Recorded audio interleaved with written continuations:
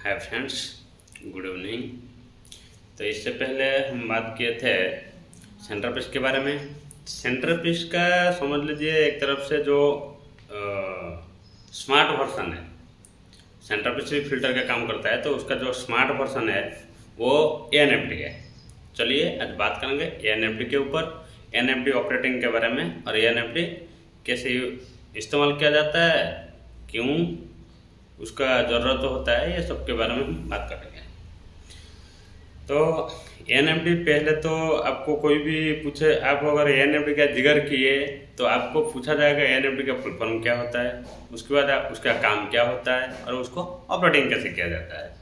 तो उसका full form ये होता है एजिटेटेड नॉइज़ फिल्टर कम ड्रायर, यानी वो ऐसा नॉइज़ फिल्टर है उसमें एजिटेटर होता है जिसके माध्यम से हम प्रेसिंग कर सकते हैं, मिक्सिंग कर सकते हैं, यानी स्लरी वॉशिंग कर सकते हैं, और मेटल को प्रेसिंग करके एमएल्स आउट कर सकते हैं, और मेटल को कटिंग करके फिर मेटल ऑलोडिंग पॉइंट से मेटल ऑलोडिंग कर सकते हैं, और मिक्सिंग करके स्टीम अप्लाई करके या हॉट वाटर अप्लाई करके मेटल को वैक्यूम लगा के ड्राई भी कर सकते हैं। यानी एजिटेटेड नॉइज़ फिल्टर कम ड्रायर, हमारे को 3 वर्क उसमें हो सकता है।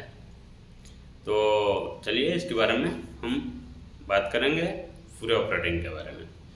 पहली चीज़ तो ये एसएस का होता है, और देखने के लिए एक अपने टांग के ऊपर खड़ा हुआ छोटा सा रिएक्टर जैसा दिखेगा आपको, और इसमें जैकेट होता है, उसमें आप आरटी, हॉट वाटर, स्टीम कुछ भी अप्लाई कर सकते हैं। इसमें अंदर नीचे के तरफ फिल्टर क्लॉथ होता है। फिल्टर क्लॉथ के नीचे जो डिस्क लेवल है उसमें आपको एमएल्स पॉइंट मिल जाएगा बाहर की तरफ, अंदर एमएल्स कॉल जैसा मिलेगा जो एमएल्स को रिसीव करके, तो एक मैश जैसा होगा, मैश के ऊपर फिल्टर क्लॉथ होगा, मैश के नीचे एमएल्स रिसीविंग पॉइंट है जहाँ से एमएल्स बाहर हो जाता है, और फिल्टर क्लॉथ के ऊपर आपको एजिटेटर मिलेगा, जो एजिटेटर को पेडल लगा हुआ होता है। वो पेडल यानी वो एजिटेटर को हम डाउन और ऑफ कर सकते हैं। वो जो सॉफ्ट है वो सॉफ्ट को गियर बॉक्स के समय हाइड्रोलिक के माध्यम से हम अप डाउन कर सकते हैं।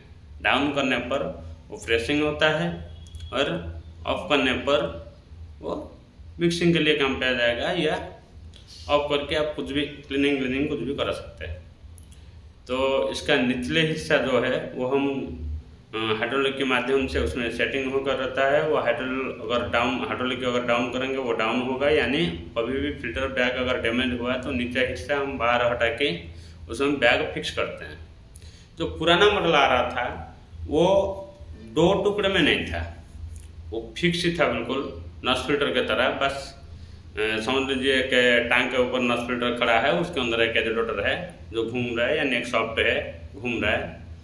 तो उसमें मैनुअल के माध्यम से अंदर जाकर बैग फिक्स करना पड़ रहा था, वो पुराना मॉडल था। अभी का जो मॉडल है वो नीचे का टुकड़ा अलग हम करके बाहर निकाल के उसको बैग फिक्स करके फिर लेके सेट कर सकते हैं, यानी डबल हाइड्रोलिक है। अभी का जो है जो नया मॉडल आ रहा है, सॉफ्ट अप डाउन करने के लिए एक हाइड्रोलिक काम करता है, और नीचे का हिस्से को ऊपर का हिस्से में जोड़ने में एक हाइड्रोलिक काम करता है। कभी अगर बैग डैमेज हो तो उसको हम अलग करके बाहर निकाल के फिर बैग फिक्स कर सकते हैं। और एक हाइड्रोलिक के ऑलोडिंग पॉइंट का जो सॉफ्ट होता है उसको बाहर निकालने में और अंदर करने में, यानी फिक्स करने में और रिमूव करने में मदद करता है।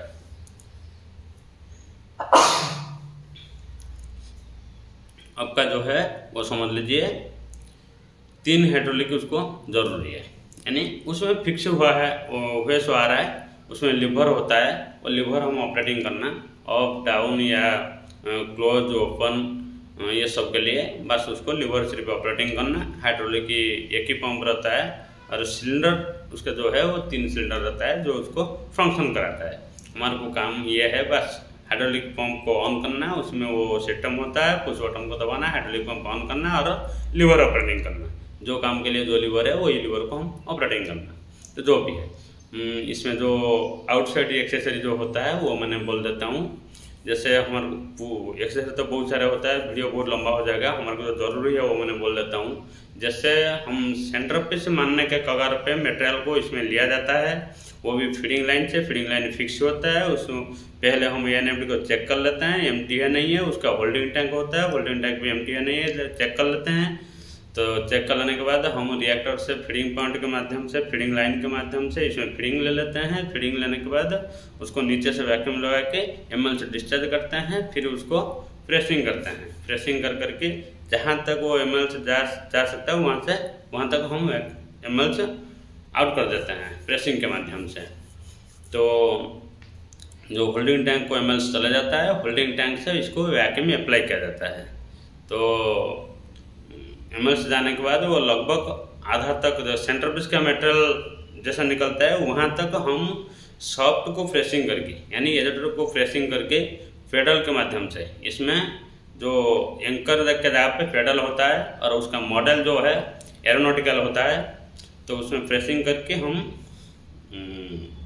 पूरा एमएल से आउट कर सकते हैं। आउट करने के बाद आगे हम इसको स्लरी वॉशिंग देंगे, फिर ड्राई लगाएंगे। ये सब मैंने और एक वीडियो में आपको बताता हूँ, जो और कुछ एक्सेसरी के बारे में बताना होगा, और कुछ एक्सेसरी इसमें पेंडिंग है। दूसरे वीडियो में, दूसरे पार्ट में आपको पूरे एक्सेसरी और इसका पूरा वर्क, स्लरी वॉशिंग और ड्राइंग और सैंपल पॉइंट कहाँ होता है, सैंपल कैसे कलेक्ट किया जाता है, पूरे आपको और एक वीडियो में मैं आपको दे देता हूँ। पार्ट 2 में और एक वीडियो आ जाएगा, क्योंकि ये एक ही वीडियो में बहुत बड़ा हो जाएगा, जो अपलोड के लिए भी मुश्किल है। तो नेक्स्ट वीडियो में फिर बात करेंगे। जय जगन्नाथ।